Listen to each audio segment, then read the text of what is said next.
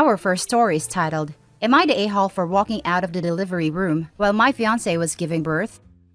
This happened 2 weeks ago. My 28 male, fiancé, 26 female, and I just had a baby boy, and it's been difficult already without her being upset with me after what happened. I met her at a bar I used to hang out with my friends at. We dated for 8 months, and I decided to propose when she told me she was pregnant and wanted to have the baby. We both agreed on getting married after our baby is born.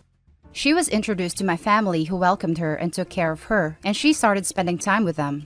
I learned that she was engaged to her late fiancé for 4 years, but he got sick and passed away at a young age. She told me she had recurrent dreams about him. I wasn't upset because no one controls what they see in their dreams, but sometimes she mumbles his name and visits his grave on his birthday and still keeps their rings in our house. When she went into labor, I drove to the hospital to be with her, since she expressed to me how terrified she was after talking to her group of moms who had experience with labor/birth. Her labor lasted longer than expected. Her mom arrived when she was taken to the delivery room. She was feeling so much stress and even cried, which made it more difficult. I tried to reassure her and told her to think about our baby and just focus on that.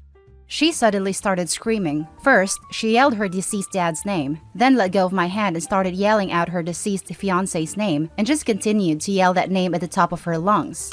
I was shocked. I didn't know how to act. I was upset. I get she was feeling stress, but I don't get why she kept calling his name, till the point where the nurse wanted to ask me something and used the name my fiancé was calling out to call me, thinking it was my name. I was so embarrassed for having to correct her, as she looked confused. I tried to calm my fiancé down, but she continued, so I just walked out and told her mom to go be with her. I felt absolutely awful. I sat outside. I was literally shaking. She gave birth, and her mom walked up to me to give the news. I was happy my son was finally born. I went in to see them both for a short time before he was taken. My fiancé returned home and started berating me for walking out on her like that, and told me that what I did was unacceptable. I told her why, but she completely avoided this and tried to say that it didn't matter and that I was being ridiculous while she was feeling pain. We argued about it, and she brought up that she called out the names of the 2 most important people in her life, then went into the bedroom, leaving me feeling awful and guilty. She is expecting an apology and wants me to take her to stay at her mom's for a few days, since I was making her stressed out. And now for the top comments of this post. Wait, so her deceased fiancé is more important in her life than you, her current fiancé? Am I misunderstanding this? Not the a-hole. Current fiancé and baby. To be fair, she hadn't met the baby yet, and for all she knew, the baby would be a prick. Your fiancé is so wrong. She's projecting some serious guilt onto you, and do not take that crap. She has the unmitigated gall to be upset at you and has taken no responsibility for what she did/said. OP, you need to slow your roll on the wedding. Your fiancé is not over her ex. At best, you are a placeholder. At worst, a sperm donor. You had no way of knowing before the delivery date that she was this damaged. You know now. Tread carefully. Not the a-hole. Your fiancé is not over her ex. Seriously, I'm amazed at the "you're the a-hole" responses in here. She explicitly said to OP's face that her deceased ex-fiancé is more important to her than OP. She's wanted to go stay at her mom's house in disregard for me, wanting to spend time with my son and bond with him. I don't know if I should be saying this, but I think that she's punishing me by taking my son and refusing to stay, saying I should respect her wish of wanting to calm down and relax and spend time with family. I don't know if I was pressuring her, but she just won't let go of what happened and keeps blaming me. You know, I was ready to say everyone sucks here until I read she called out the names of the 2 most important people in her life. Solidly not the a-hole. If not for the baby, I'd be saying you should tell her to F herself. Because there's a baby, you guys need couples counseling and she needs individual. Rough situation, man. I hope it gets better. Not the a-hole. If it had seemed like she still wanted you there, then you would be the a-hole for walking out no matter how distressed or irrational she was. But at the point she is screaming her ex's name over and over, it genuinely seems like she didn't want you there or that your presence was upsetting her. You did the right thing to step out. What she threw in your face about him and her dad being the 2 most important people in her life was also incredibly cruel. Wanting to keep rings or photos from a deceased fiancé is completely understandable, but unfavorably comparing your living partner to the deceased one to your living partner's face is just a horrible, cruel thing to do. If there wasn't a baby involved, I would say to let her know that's completely unacceptable and you won't stick around if it continues. But man, a baby sure does complicate things. I don't know what to advise you, but I don't think the way your girlfriend is treating you is normal or healthy. She's idolizing the deceased fiancé. He'll never have another chance to make a mistake or disappoint her. He also can't make her happy or build a life with her, and she could do with some counseling to appreciate life with you and her baby going forward. Now let's get to our second story. Am I the a-hole for only paying for my biological siblings' college fund? So I, 19 female, was given a sizable amount of inheritance from my grandfather that I could use for whatever I wished for once he passed on. So when I turned 18, I received about 150,000 euro, and because of my academic scholarship, I don't have to pay for college. So after I invested part of the money and also put some away for a rainy day, I still had about 20 to 30,000 left over, and that's when my stepmother became involved. So, I have two siblings, one bio, 6, and one step, 8, and honestly have a good relationship with both, even though I don't get along with my stepmother due to reasons I would rather not say. So stepmother decided to invite a couple of neighbors over for a barbecue. So, the topic of school came up, and my stepmother had said she was making a college account for my little sister, Step, and I absent-mindedly asked about giving them both an equal amount of my granddad's inheritance, and her response was to transfer the money into her account, and she'll transfer the money to the reflective college funds. I found this really weird, and knowing my stepmother's history, I said I would like to do the transaction myself, so I knew it was fair on both kiddos, and she blew up. I decided to leave and left it be for a few days, and that's when I received a text from my stepmother asking when I was transferring the money to my stepsister's college fund, and that's when I reminded her I was giving equal amounts to both kiddos, and that's when she said they only put a college fund aside for my sister. And when I asked about my brother, she said that he has his own mother and family to set that up for him, and because of the amount they have to pay for his issues, ADHD, dyspraxia, and Asperger's, she didn't see why they should have to pay for his college.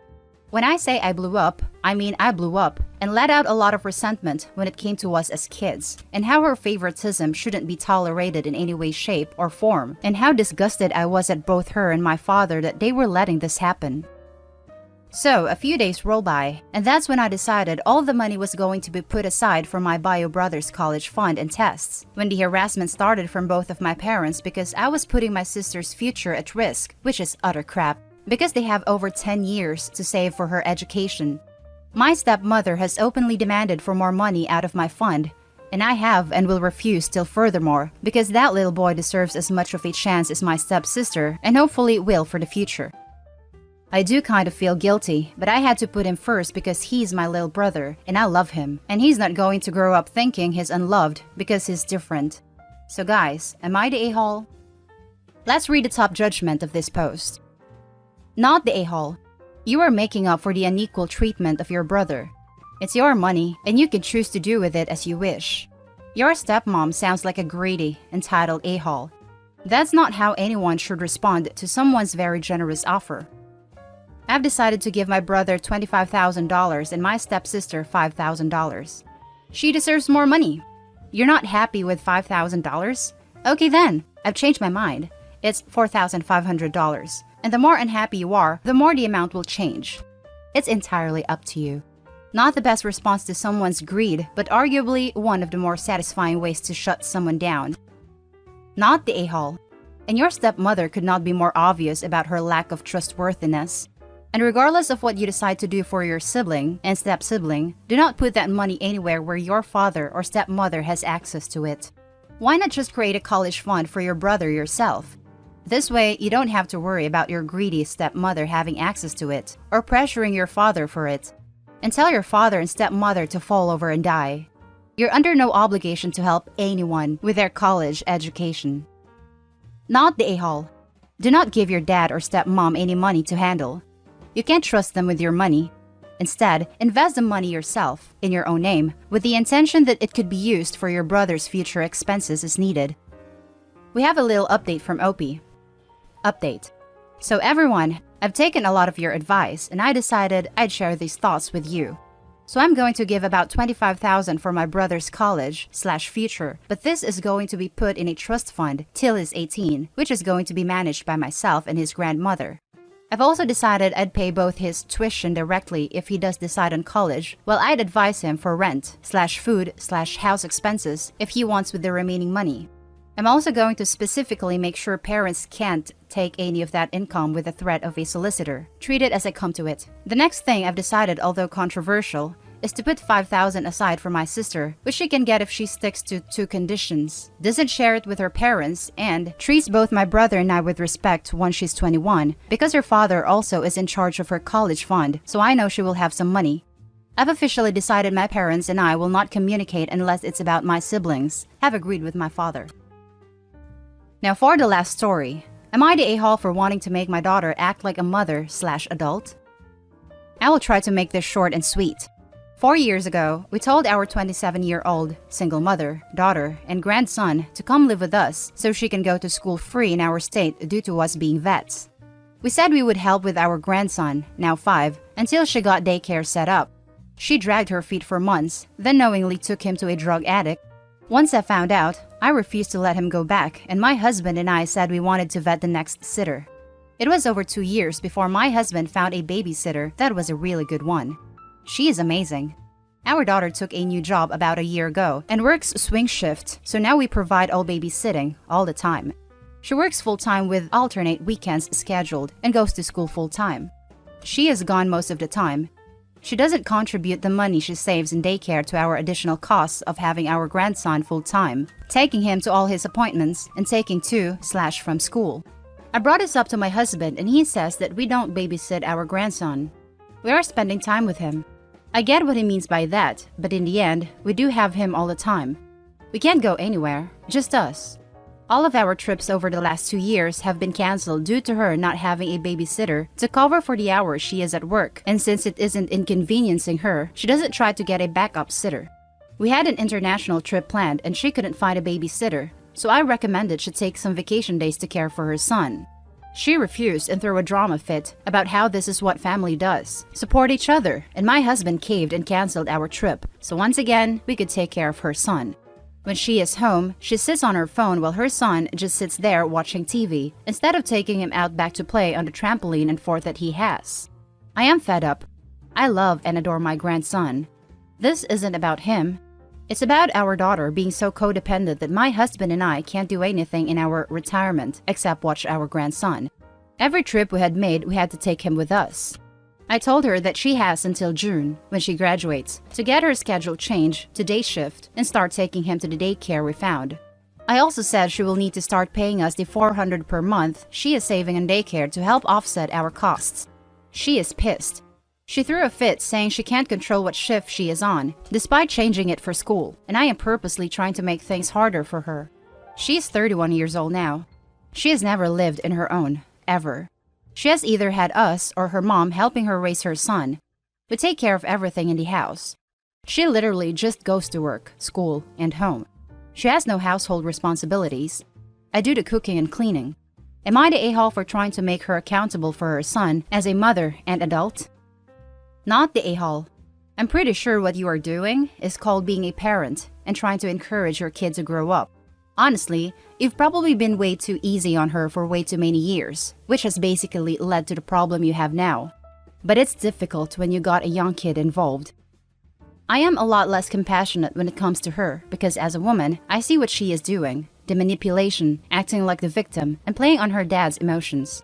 My husband has asked me to ease back because he is scared she will get butthurt, take off with our grandson, and we won't see him again. She can't live on her own.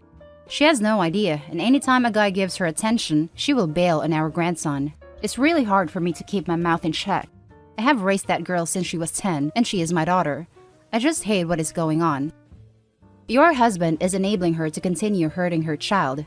That poor kid is growing up knowing their mother doesn't even like them, feeling like they're just an inconvenience when their mother throws a fit over having to take care of them. That kind of scar lasts a lifetime. This is why people need to stop having kids they don't even want by their own actions. Don't get me wrong. She loves her son, no question. She just lacks the maturity to put him first. Her only responsibilities are work, school, and her son in that order. Not the a-hole. You aren't babysitting or simply spending time with your grandson, you are raising him. Your daughter needs to grow the hell up. She chose to have that child. It's her responsibility to make sacrifices for them and smile while doing it because they are for her child that she chose to have. You need to stop enabling your daughter's bad behavior at this point. Can you help? Absolutely.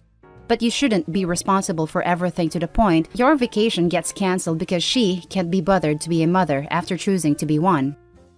Thank you for the feedback. Everyone sucks here. You've definitely been enabling her for a long time, and you shouldn't have caved to her drama fit that led you canceling your international trip. Tough luck for her, but she needs to grow up. And that's our video for today, guys. As always, leave your comment below and don't forget to click like and subscribe, and I'll see you in the next one. Stay safe.